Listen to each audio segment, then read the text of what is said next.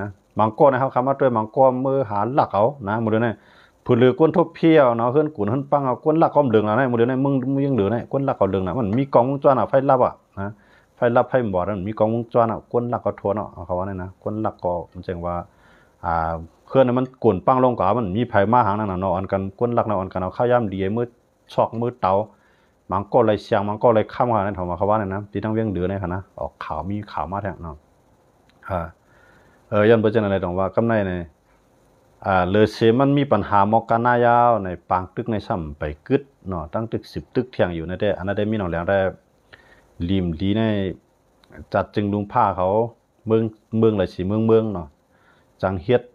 แต่จังเฮ็ดจังยอบมีหนองแหลงก็เปลี่ยนกว่าไรว่ามันเฮ็ดหลายในที่ขันนะเมื่อได้อันมาปันฟางได้มีมาเลเซียและสิงคโปร์นะยาวมาเลเซียและสิงคโปร์ยาวก็ไต้หวันนะ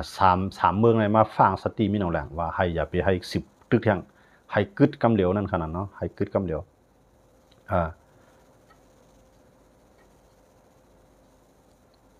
ถอมคอมเมนพองขาในขนาดเอาขาเงินจมค่ะพี่น้องเขาว่าเขาตั้มย่อมปางตึกมาลูเซียดนะครับว่าเนาะเป็นข่าอยู่ตั้งปุ่นแต่หลักเอาเมมานมาให้ก่อนะฮะก่อนั่นแต่ก็อยู่ที่ว่าที่แหลมไรนะฮะเนาะมุงยัวรู้เองสันจองเปลี่ยนค่าจ้าจอมตั้งมุงยัวในถ้ายินขาวครับไงนะมุงยัวเนี่ยยินขาวครับนั่นในเมืองใต้ได้อันแห้งไอ้เปิ้นได้มันมีที่น้องอินเดียนั่นค่ะน่ะน้องอินเดียได้แห้งหรือเปิ้นหมดอ่ะที่นี่นะน้องอินเดียยาก็น้องอินเดียหย่องสวยเนาะหย่องสวยเวียงหย่องห้วยนุ่มใจในเวียงมันก็มันจะเป็นหวานก็ติญาในค่ะนะยาที่ยาในอ่องปานในมันเปลี่ยนห้องหรือเช่านั่นขนาดเนาะมันในเมืองใต้เด็กๆกำในเด็มพอตุ่มตื่นนำกันครับเมื่อเขาอิงสันได้มีอยู่เมื่อเขาทางในมันพอมีเคลื่อนจากว่านำเตะเขาลงหนอสูงนะเขาพ่น3 ตันเขาเลยนะเมื่อเขานะมันก็เต็มพอมีพรตุ่มย้อนมันแห้งกันกับเมืองใต้แหละนะก็การเองก็อยากเขาก็หลุดจอยกันนั่นขนาดเนาะเขาก็หลุดจอยกันเนาะเมื่อมันแจ้งเมื่อเรื่องนั้นพี่น้องใต้ก็มีนำเขาเพียงเหลือพี่น้องใต้เหมือนแจ้งสังขารใต้เขาก็ตอบลิกในยากกินนำเขาในดีในไรลู่หลวนกับก็นำเขาสังขารใต้ดีมาเจียวเหยียงในขณะมาเจียวเหยียงนะได้เขาก็ลีลูนะเพื่อนใต้เขากันได้เนาะเขาว่าเนาะมันแจ้งมานเขาก็ถามว่าเพื่อนเขาเป็นก้นเดียวก็อีลูเขาก็อันเป็นลูกหลานนางเมียมานได้มันลีลูสังนะตอนนั้นเพื่อนมังงันมกตอนนั้นอิงสารมกกันได้เพื่อนจอยเขาในสิวหาตังเพื่อนใจคือเขาความภาษาเดียวกันเพื่อนยังมาจอยเขาในเขาเป็นลูมันจังซึ่งมาในเป็นโลบองจึงไอ้ที่กับฮาวเครื่องบินปล่อยใส่เปื้อนนั้นมันดีอีหลูทางดีไรค่ะล่ะมันจังดีอีหลูมันขนาดเทพมันนะอำโลอีหลูนะพี่น้องเขาว่ามันลีมีมันมีมดีเนี่ยเนาะเตในเขาได้คำและอีหลูสังเฮาเขาหรอเมื่อมันไปมาถึงตัวเขากวนเมืองใต้ไรปลายนอนในเถื่อนในป่าในพี่น้องตั้งพี่น้องมันเวียงหรือเขามาจอยเขาพี่น้องมันในปีโตเขามาจอยเขาเนี่ยมีปอกเขาด้วยหรือเสียว่าห้องกันในย้อนกันในขี่รถขี่ก้าในใส่เมียกใส่โอระในห้องเปล่าจ้ำกิ่วเงยค่ะแหละนะมีพักหมีก็ปันพักหมีมีข้าวก็ปันข้าวมีน้ำมันปันน้ำมันคาจอยกันในก้นทุบเพียมาคือส้มลูปุติมาน้ำเต้าเนี่ยอันกันหลูขามไว้ไหนกันน่ะมีปอกเขาเลยว่ากวนเมืองมาน้องมาจอยเขาในปีโตเขายันกรุงเขามาจอยเขามีปอกเขาด้วยไม่เขากับถึงเขาค่ะแหละนะตรงว่ากำไรก็เขาถามว่าเขาลีลูเขาอันเขาลีลูกันเป็นใต้เขาค้างได้นอนเขาอยู่ในเมืองอันเขาอยู่ในพื้นที่เช่นนั้นก็เขาลีลูค่ะก็การเขาเฮ็ดเนื้อเขาเนี่ยมันเจ็บเสียบแพงหนามันจังเอาใจอีลูดีเลยมากว่ะมาด้วยเขาง่ายในค่ะนะ3 วัน 7 วันปลายในไผ่เผาบันเฮือเอาหายมันปุ่มเขาในคนเมืองใต้ในเมืองกูบอกในปอดเมืองกึ่งปอดไล่คาในมือเขามือมันเขาติดจ้ามันลืมในไล่กินเขาแล้วไม่สร้างค่ะนะหมอกไม่สร้างนั่นนะหมักไม่สร้างหมอกไม่สร้างนั่นเอามาต้มลอกเข้านะหมักปักเจ้าในหมักปักแฮมันแฮหูเผือกแฮเจ้าในก้นเท้าเขาย่ามาเขาลูกมือปานมันหรือปลายเนี่ยมันเอาไผ่เผาไปปุ่มเข้าเขาแหละนะเพื่อเรื่องมันนั้นนะมันมีเหมียวจ่าแต่ได้หน้าอะไรเข้าเอี่ยมเลยค่ะเนี่ยเพื่อเรื่องเข้าอะไรเอี่ยไปมาเอาไผ่เผาไปปุ่มเข้าเขาอันนี้มันจังเก่าสังอีลูเขาอีเรามาในเพราะว่าพวกพี่น้องเขามีปีมีน้องมีเจอมีคือระยำท่วมงาเจ้านั้นมันจังกับอีลูสังเขานะตั้งเอกันนะราชิสีมันก็ตึ้งเองพวกเขามาบวนเขาเฮ็ดต่อเฮากันเฮาว่าเนาะพวกเขาเป็นก้นดีแฮปีกินได้เฮาก็อีดูเขากันเนาะมันใจของเฮามาบวนด้วยแล้วเฮามาอยู่เมืองไทยในหลุดต่อวัดต่อไว้ก็ย่ำปันเมืองไทยในต่อวันเฮาขนาดนั้นมาในเฮ็ดวันเฮาเนี่ยนะเฮาหลุมังก้อในโลก็เฮ็ดไว้ขับขี่กับจังเฮ็ด เอาไว้ขับขี่หมดอายุไปแท้มังก็ลูกเอาเฮ็ดไว้บัตร ATM มังก็บัตร ATM มันหมดอายุไปแท้จังก็เฮ็ดย้อนเบอร์3มันไปมีใบเหตุการณ์นั้นอันไถมาพาสปอร์ตมันก็ไปไล่เพราะว่าใบขับขี่เฮาหมดเนี่ยนะเฮาเสียเงินหนามื้อนะมันเจิงพยางการยันเมืองเฮาเนี่ยว่าเฮาในมันว่าลองเพียงเปลี่ยนเปลี่ยนทำลุ่มตลาดว่ามันมีจีหลายๆตาเฮามีครับนะด้วยครับพี่น้องใต้อันตึกปลายเพียวจอมเจภายขุนเมืองปลายต่อบ่ถึงสีเสียงโหปงเนาะบ่ถึงสีป้อจอกเมลาเซียวอันปลายเพจังไหนๆบางก้อนไปเลยมือเคลื่อนเขาเคลื่อนเขาก็ก้อยหมดแล้วว่ามามีเมืองไหนมาจอยค่ะหรือเสียเฮาใต้หนังกันแหดูขามกันแหจอยกันในนั้นก็นะเขาในเขาเป็นก้นคือใหญ่ขนาดนะเปิ้นในหัวปากในเขามี60ปูนรู้เจ้าคือมันน่ะนะด้วยเขาเลยในเมืองใต้ในติ่มมีมันในมีเวียงไหลในเมืองเจ้าคือ7เมือง7ตึงของเนี่ยติ่มมีมันน่ะมีสิตินะเขานำเรือเข้าได้เตี้ยนะเฮียงเลยเขาสำออนหวยปกป้องกูเจ้าคือเฮ็ดจังหนังไทยเขาเฮ็ดจังหนังขี่เขาเขาซ้ำหรือเสี่ยมจอยหรือสิเขาก้นคือใหญ่ยาวข่ำจอยปกป้องหางยาวเนี่ยเขายังปั่นแห้งตับซึกมานเขามาปียาวเข้าหึงเขาจ่องกันมาหูตูก็มือ4 ปีป่นมาในครับเจ้าคือมันน่ะนะมื้อนั้นเฮาก็อยู่เย็นกรุงในเขาปั่นแห้งซึกเขาตัวนั้นนะมาในเพื่อเขาเฮียนจันเก่าจันซี่ว่าในเขาเลยก็สอนเปิ้นเมืองไทยของว่าเรียนรอดอเนาะเฮียนการซึกนั่นนะมาในเขาได้สอนอุโกตอนนั้นเขาปั่นแห้งซึกมานเขามานะก็ตุ้มตื้อสังซึกมานเขาอิ่มไล่นะเขาว่าคือล่ะในซึกมานในมีปูนพรลง3ปึง3เยอะเงินในตู้ตะวันเอายี่ตรงป้างเขานั่นทีเดียวนะก็ในเมื่อเขาเฮ็ดเจืองออกมาเกี่ยวข้องในรองการวันการเมืองเนี่ยเกี่ยวข้องในรองเจืองเนี่ยกำว่าเอาใต้เฮ็ดกวนหายว่ะเอามาย่างเฮ็ดกวนหายว่ะมาได้เป็นพระเอกหลายๆอ่ะในเฮาทบมาญาติน่ะดังนี้เมื่อก็เรียกว่านะพวกเขาเป็นเฮาเขาก็ว่าสังว่าเฮาเฮ็ดนั้นดังเขาเนี่ยมารเจ้าคือมารเอาก็คำบางความมันเท่าไหร่หรอมือกูบอกในเขาปันแห้งซื้อเขาว่าเจ้าคือว่าในเขาว่าเหือในเจ้าคือหลายๆคือในขนาดเนาะเขาว่ามันเป็นนะผู้ก่อการหายกันน่ะเขาห้องเขาวันมื้อในซ้ำเขาอีดูเขาเก็บน้ำเก็บเงินเดี๋ยวจ่อยเขามันมาลีกับจ่อยเฮาจ่อยกวนเฮาตั้งกันล่ะนะในขายาหมดเลยในเฮาหลุเนี่ยจ่อยกันเนี่ยหอมแห้งเฮากันนะมันติมาบังเฮาขึ้นไงว่ามันมีเฮียงอ่ะเฮาไปศึกษาเฮาไปได้กระเจียนค่ะนะผมถือว่าเฮาใจกวนก็นะเพราะว่าลองใจกวดเนี่ยมันมีเจ้าเครือเขาเนี่ยนะอันใจกวดเนี่ยมันลูกที่มานมาหมดอ่ะนะด้วยค่ะกูว่าเนี่ยเขาได้ผมคัดใจหูเฮียนหูสังความเขาผมคัดใจหูสังเสียมีภาษาเขาก้อยกับเขาได้ผมหูภาษาจำได้อุเขาเนี่ยเขาเตียกมันเขาในหายคุณไล่นะต้องว่าวันนอกหน้าป่าจะในวันอะไรเอาโมสวนคู่สวนอันเปลี่ยนเจ้าเครื่องมันอะไรเขาดูเขาบ้างเข้าไปเอาโมสวนคู่สวนเนี่ยเขาหลวให้ก้นเขามีการเฮ็ดน่ะย่อก็หลวให้เพภาษาความลาดเขานั่นน่ะเขาเฮ็ดบ้านเขาเหมือนเสื่อมดูอ่อนวันนอกหน้าป่าจังได๋บ่กะขึ้นโรงเรียนในพวกตาธนาคารเลี้ยงรายจอมแก้มจอมขุนนางในเขาเสียมาเขาแฮมเขาดูนะวันนอกหน้าป่าน่ะเขาเฮ็ดจังนั้นต้นน่ะทั้งเขาได้คำไข่ต้าธนาคารเขานั่นนะอันเป็นมันในเมียวในเวียงในคำต้าเขาต้าก็เขาแจกให้ทางดีมเดียวคำเฮ็ดเลี้ยงรายอันมันอันต้าลายคอล็อกแคเล็กจอมแก้มจอมว่าไงอมปู่ให้นะมันเป็นมารวันนอกละลายอ่ะนะมารวันนอกเขาอยู่ในเวียงอ่ะนะเมื่อนาอันเปิ้นอยู่ยันกรุงในปีโตเวียงเหลืออันเปิ้นเป็นมารก้นมีในพม่าตาธนาคารสังสิงอ่ะนะเปิ้นตากับเปิ้นตามูลอันทางลีอันเข้มๆมั้ยเปิ้นใช้เลียนละลายกำไหนเขามาเต็กไข่กวนเจ้าคือเขาน่ะอยู่ในเมืองใต้ในเมืองใต้ว่าในเมืองย่างว่าลูกหวานเฮาในก็เล็กก็ลอกนะคือเพิ่นหลายติ่มตาธนาคารกับลูกหวานเฮานั่นน่ะสามารถเขียมดุกว่าเนาะนะปีตานปั้นทัดไม่ทัดอันนั้นโป้ผ่ามือดุกว่าเนาะนะกำในดุกว่าเนาะก็ได้คือกะไรมาลัดนี่มีเขาบ่มีซื้อมาธนาคารผมก็เฮ็ดตาแฉมาแหมเฮานี่กะไรตาบ่ได้เด้นะดุกว่าเนาะมันแบบเขาบังคับให้ตาธนาคารเขาในธนาคารมาเนี่ยมันเป็นไผเฮ็ดเปลี่ยนลูกลางนางมีภูมิจันทร์ของซึกมารเขาเป็นเจ้าของกลุ่มนี้มันค่ะธนาคารนะตายห่มหุ้มกะไรตาได้เด้นะเพราะว่าลูกหวานเขามี1ก็ธนาคาร1แอบธนาคาร1แอบนั้นมันแต้มกับ5ปากต่อถึง1เฮงก็โยมหมดเดียวนี่แหละนะโยมมันกล้ากันโยมนะว่ามันอยู่ดีแอบเล็กแอบใหญ่คั่นเนาะธนาคารในเบิ่มตาได้มันไหลอย่ามา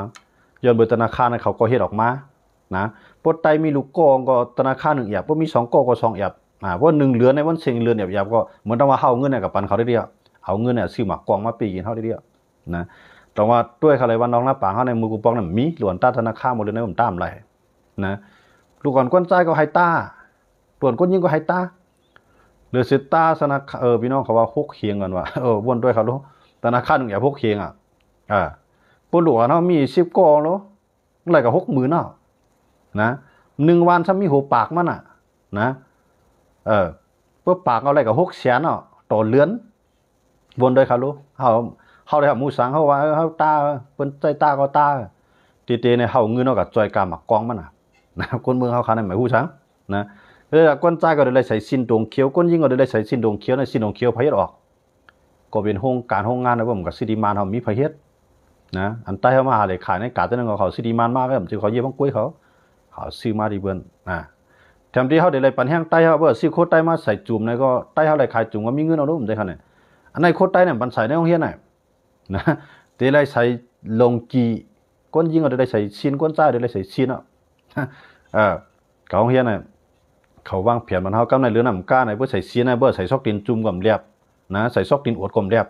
ได้เลยใส่ซังได้เลยใส่แคบดินกระดีป่าให้มันเรียบแคบดินกระดีป่านั้นเพราะมันเป็นเจ้าของห้องการห้องงานมันล่ะก็เป็นลูกหลานนั่งมีซึกมันทั้งนั้นก็ว่าตัวเขาตั้งตัวในตั้งติดจี้คูตัวไปตีในป้ามูลป้าหานเนี่ยเขาอะไรครับหูสังก้อยกับเขาจอยกามากองเขากูว่านะเขาจอยกามากองเขากูว่าจังว่าก้นเมืองเขาขายยากินนั่นไงนะจังไรว่าเตี้ยในมันเขาใจกดเขาหมกกาคือเนี่ยวนด้วยฮะมันมาอยู่เมืองใต้เป็นตลาด10 ปีนะมันพึกกินถั่วเน่าซื้อถั่วเน่าใต้มากินก็มีเปียพวกเนี่ยตึมกินเอาไปเอางาปีแอบงาปีเยี่ยเขามาขายบันเท่าแทงนะเขาเลยขึ้นจมปันแห้งเขาแทงนะเอางาปีแอบมาก็จมซื้อกินเอางาปีเยี่ยมาขายก็จมกิซื้อกินเอาปูมาขายก็จมซื้อกินเอาสิลิกแจ๊บเปลี่ยนแจ๊บเปลี่ยนตองมันเอามาขายก็จมซื้อกินหายมาสิลิกเผื่อของนั่นก็หล่นตอนหลันตานั่นก็จมซื้อกินเขาในปันแห้งเขากูเมียนเขาปันแห้งนั่นมีสั่งบนด้วยค่ะเขากับนางขายเขาเลี้ยงในการมาดื่มซื้อกินนี่ปอกนะผมมีเจ้าคือใต้เจ้าคือในเมืองใต้มีไฟมาซื้อกินเขาก็ได้เงินดีเขาก้อยกับเบอร์เขาขายทั้งได้เขาขายเย่ขี้เขี้ยวเย่ขี้ตัวก่อนเจ้าไหนก็เขาปันแห้งเขาพอหลุดตาใช่ไหมปันแห้งเขานะเขาได้เขาหับเปียดในไผ่ลูกแค่เนาะเอาตังอันห้อยจ้อมหลังไออันตาเดียนนั่งขายในกาดเนี่ยมันขายถูตัวเปี้ยวๆกว่านี้ก็เข้าย่างกับซื้อกินมันปันแห้งมันกำเดือนมาปลายซื้อเคลื่อนแขบเวียงของแขบตั้งของไรแทงมันเข้าได้มีถูนเอากับขายในต่างรถต่างก้าเตรียมกับปึ๊กๆมาเป็นสัตว์ที่ไรปอกนะย้อนเบื้องมาเนี่ยนำเรือเข้ามามันปันแห้งอะไรเมียวเขารู้นะเข้าหมอเฮ็ดถูกผู้เพียรกับขายก็มันซื้อกินนะเข้าหมอเฮ็ดนางป้องกันกับขายก็มันซื้อกินหมอเฮ็ดถูกผู้เขาช่วยกับใครเขาต้องซื้อกินนะมาในเขาเฮ็ดมอกนาเนี่ยเขาเฮ็ดบ้านเขาถึงปันแห้งเขาเสียเมียวนะก้อยกับว่าเขาเฮ็ดมาได้เขาซื้อกินคำว่าพี่น้องเขาบนด้วยครับนะตัวหนังมอสอนในเตี้ยในบ้านเขาในมันมีมอสอนในมันหลวมาหลวมาในใต้เขามีการมีดังนำเอาใต้ในเฮ็ดกินเงินหนุ่มบองจึงเอาใต้ในปล่อยเขาได้ดิเป็นคู่สอนมอสอนเลยขนาดนั่นว่าเพิ่ม1 วันในเพิ่มมีสามารถมา1 ก้อนน้ำไหลนะว่าก้นคือศูนย์เดี๋ยวหมอกว่ามาแล้วเนี่ยเอาเฉามาในปล่อยวันเท่ากูวานนั่นแหละเฉามาในเขาไม่ทั้งก่อนเขาเดมานั่นเขาผ่านการเฮียนการอบรมตีซึกมานมาอ่ะตาเดมาเอาข่าวเนี่ยตาเดมาด้วยลองกินเขาเนี่ยอยู่ไว้ในบ้านเขาหมูสังนะเขาได้เขาจมเลี้ยงเขาแทงไงปลายมีเครื่องของปันเขาอยู่แทงไงนังเสียงเดือนมาจ่ายเงินเดือนมันเขาแทงไงเขาปลายเอาก้นเขาในมาปล่อยวนโดยครับเพราะเขามี10 วันเสียมา10 ก้อสังวัด10 วันน่ะมีเสียมาเอาไต้ขึ้นมาให้เสียมาไต้เขาก็มีเสียมาไต้ขึ้นก็เลยกินเงินหรือลงปองจึงก็ยังดีนะเงินลงปองจึงแต่เงินในท้องเขาลงเอาเงินแผ่นดินมันเบิ่งเขาขึ้นกันแหละมาจ่ายกันตรงว่ามันเฮ็ดปันเฮาเนี่ยมันเจ็บเสียแพงหนาพี่น้องคนเมืองไทยเขานะอันเขาเฮ็ดปันเฮาไว้ขึ้นใหญ่ใหม่สูงในมีสังค่ะมีสังเสียเมียวนะอันเฮามีอยู่ในอันเฮาหมอเฮ็ดออกในตีในมือเนี่ยจองเขาซื้อสังเฮาเสียเมียวค่ะหมอเฮ็ดผักสมเตี้ยผักสมเพียได้มันกินเขาเนี่ยมันกินให้มันมาเนี่ยมันกินเขาแค่นะกว่าเฮ็ดถูกผู้เขาช่วยอีเมียถูกอีเมียต้องก็ย่อสังก็ย่ออันเป็นคู่ของในเมืองใต้ได้เหมือนซื้อกินอีเมียวก้ามากว่าเอาปลางาปีดังเวียงหรือมาในกาวดังยันกุ้งมันมาในกาวนีปีโตมาขายในกาวเอราวัตีใต้มันมาขายในเนี่ยเอามาขายตรงในเมืองเขาปลาผู้ทางขาเราในดังในเมืองเขาก็ปลาก็นำหนาตึกเอาปลาเมืองมันมาขายบ้านเฮาแทงนะแถมที่เฮาได้เอาโคกของในพื้นที่ออกขายคนในเมืองเขาซื้อกินเงินเขาขึ้นเขาท่องคนในเมืองเขาขึ้นเนี่ยมันใช่นะแต่ว่าเมืองมาเนี่ยเขาหลุดปันเฮากูเมียว มีสังอันมันดีลีปันเฮาในตึมมีนะหรือเสียว่าตัวหนังสังอ่ะสู้เอาใต้เฮากับเฮ็ดปล่อยเฮ็ดไหนกันล่ะนะใต้เฮากูก็เนี่ยหรือสปีดเนี่ยเฮาเฮ็ดสั่งเฮาเฮ็ดสั่งสมัยนี้เนี่ยมีก็หลายคำดูสปีดในโครงการโรงงานมันต้องใจมันใจเป็นลูกหลานไม่ซึกมาทั้งนั้นตอมสังยาสีเขียวว่าเขาเลยซื้อของมันสับยาทุนเสวานนี่ก็เป็นของมันหมดนะตั้งแต่สับยาเรืองนั่นตั้งแต่สับยาพองนั่นอันที่ห้ำใจของมันเนี่ยมีใช่เมียวจังหวัดที่เตี้ยในเมืองเปิ้นเพราะว่าเอาคู่ของต่างเมืองเข้ามาในเขาได้สร้างขวัญ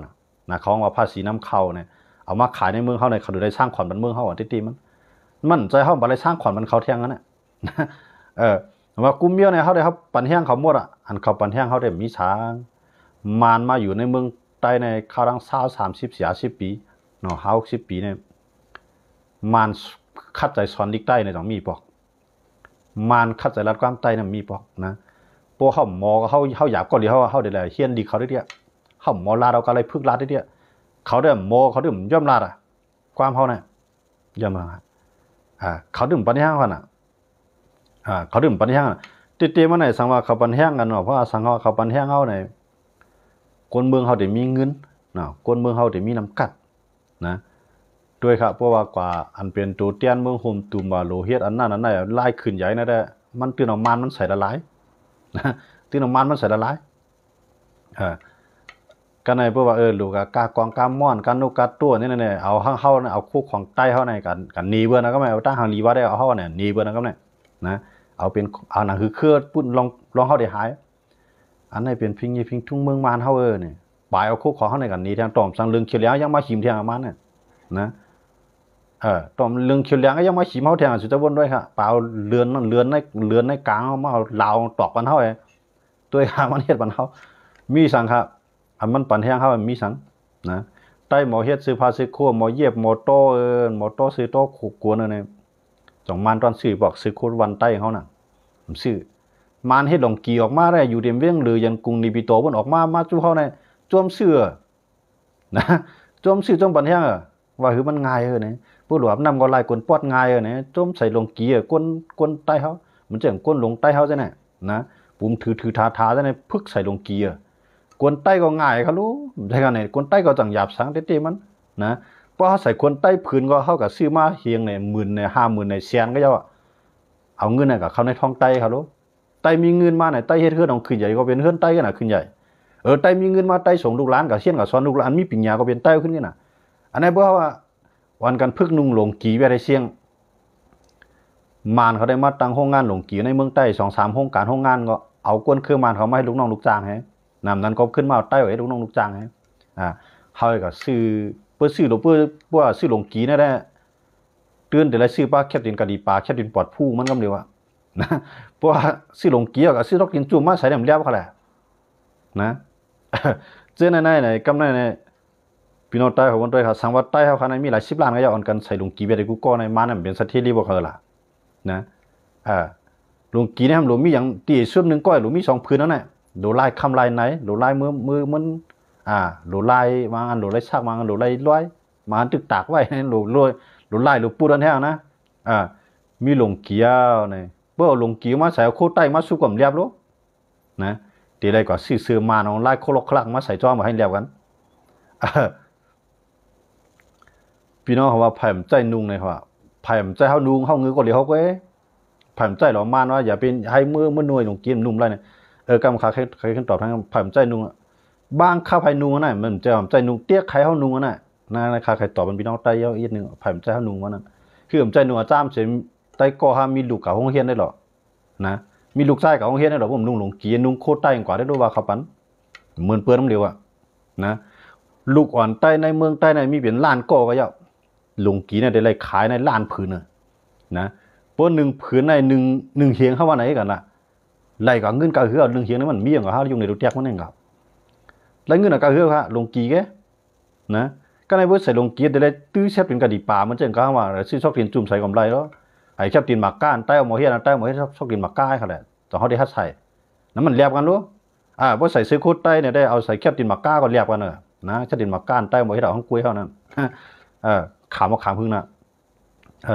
ย้อนบ่จังไหนดอกว่าเฮาในเฮาซ้ำว่าใครป่วนมาใครเลยลงก้อนขอใครเลยลงทางห้างใครลงถึงเปี้ยอันมานปันแห้งเฮามีอันเฮาปันแห้งมานในกูเมียวนะด้วยค่ะเพื่ออะไรกินงาปี้ในวานกินข้าวกินผักขาดงาปี้ผมขลายพี่น้องใต้เวียงเขาก็ว่างาปี้หยีว่างาปี้ตวกว่างาปี้ทอดว่าอย่างหมูนำหน้ามานเขาได้กว่าเคลื่อนไรก็ถูนเอาแคบด้วยมีนะถูนเอาแคบถูนเอาพองถูนเอาโคด้วยมีนะอีเมียพักชมด้วยมีในเฮือนเขานั่นนะก้อยกับเพื่อเขาได้เปิดกวนในเวียงเขาบางก้อนในเพื่อกินพวกกินหุงข้าวหุงผักเริ่มแล้วใส่งาปี้เนี่ยบ้านเอาดูนะเพื่อนเมืองในของว่าปลาล่านั่นหาเนาะงาปี้นั่นน่ะเตี้ยๆในเมืองไทยได้เขากินปลาล่าเพื่อนอีสานนั่นเพื่อเขาใส่ผักในปลาล่าได้เดียวด้านบนในมันเป็นปลาใต้ได้ห้องว่าปลาเนาเนาะมันห้องงาปี้นั่นหานะด้วยค่ะเพื่อยามอยู่จ้ามานมากนะกินข้าวกินผักผมปังงาปี้เพื่อมันเฮ็ดขายผักเนี่ยว่าผักเขียวก็ยาวเนื้อก็ยาวไอ้งาปี้อ่อนตั้งบนด้วยฮะมันขายงาปี้ใน1แอบใน 4-5 ปากนั้นก็เฮียงเนี่ยเพื่อกวนไตเขาในมีหลายโก้ก่อนกันสิกินในมันเป็นสเตดีบ่ค่ะล่ะมันเขาเฮ็ดออกเขาเฮ็ดสั่งออกมามันทำซื้อให้เมียวนะอันเฮาหมอเฮ็ดมันถึงซื้อเมียวอันมานเฮ็ดออกมานั้นมีสังคมในซื้อมันล่ะแต่ว่าเฮาพวกเขาว่าในพี่น้องว่าก็เต็มเกียงกับอันมีโปรมันมีมานเท่านั้นได้ก็เต็มเกียงกับอันเขาว่านั้นเป็นลองเต้ขนาดนะพี่น้องเขานะมื้อก็ดังว่ามันเปิ่มใจว่าเปิ่มใจติ๊กใจเอาใส่ร่วมพี่น้องเขามื้อก็นั้นมันใจว่าติ๊กใจเอาใส่ได้พี่น้องหรือว่านั้นก็ย่ำอยู่เมืองใต้ฮะดอกนั้นก็มีลูกใต้ส่งลูกขึ้นโรงเรียนคั่นน่ะนะลูกยิงก็ยาวลูกใต้ก็ยาวลูกยิงจะได้ใส่สินตรงเขียวได้เดียวเพื่อขึ้นโรงเรียนใส่เสื้อขาวได้เดียวนะอันนั้นเขาคำมาเรียกลายป้ายวัวนั่นก็ว่าเขาคำมาอยู่ในเรียกว่าอันพี่น้องเขามันก็ว่าอโลลีอีหลูก้นเมืองมาน่ะลีหลูก้นเมืองมานั่นว่านั่นน่ะมักด้วยขึ้นคือเจ้าเก่าอีหลูก้นคือเจ้าเก่าวันตั้งก่อนนะคือเขาในเปิ้นเหยียบย่ำมันเฮาในวันได้อยู่กลุ่มได้นอนนั่นแหละนะมันหายวันเฮากลุ่มเมียวก้อยก็เฮาได้จมบันแห้งวันนะอากูในเปิ้นใหญ่เฮาทั้งนั้นก็เปิ้นนั่งยิงอาม่าให้เนาะเปิ้นเฮาได้เปิ้นชวนชั้น4ชว